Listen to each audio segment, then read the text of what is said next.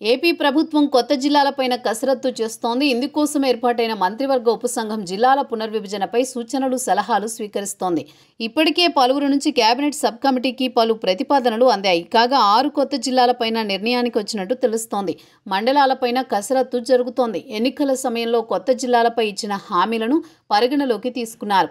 ఇదే సమయంలో జిల్లాల పేర్లపైన పలు ప్రతిపాదనలు ప్రభుత్వానికి అందాయి.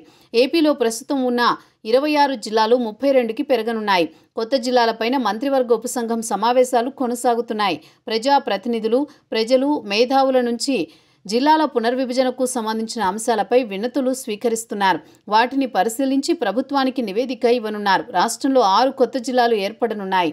ప్రతిపాదిత కొత్త జిల్లాలుగా పలాస, అమరావతి, మార్కాపురం, గూడూరు, మదనపల్లి, రాజంపేట, పోలవరం మారనున్నట్లు తెలిసింది. ఇందులో 1-2 స్థానాల్లో మార్పులు చేర్పులుండే అవకాశం ఉంది.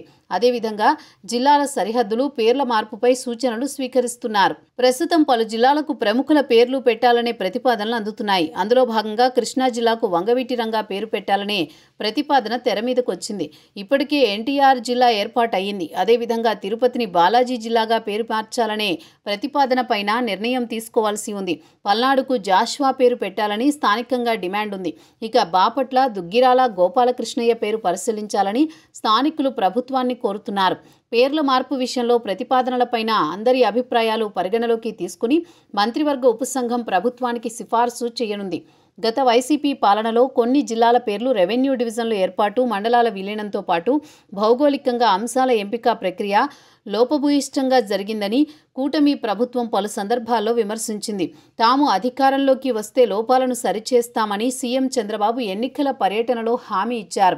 అందుకు అనుగుణంగానే మంత్రివర్గ ఉపసంఘాన్ని నియమించింది. ఇప్పటికే కసరత్తు ప్రారంభించిన ఉపసంఘం సెప్టెంబర్ నుంచి జిల్లాల్లో పర్యటనలు చేసి అభిప్రాయ సేకరణ చేయనుంది. ఆ తర్వాత ప్రభుత్వానికి నివేదిక ఇవ్వనుంది. పునర్విభజనలో భాగంగా కొన్ని జిల్లా కేంద్రాల్లో మార్పు, రెవెన్యూ డివిజన్ల సర్దుబాటు ఉండే అవకాశం ఉంది. సంక్రాంతి వేళ కొత్త జిల్లాలు, డివిజన్ల ఏర్పాటు, పేర్ల మార్పుపైన ప్రభుత్వం తుది నిర్ణయం తీసుకునే అవకాశం ఉంది.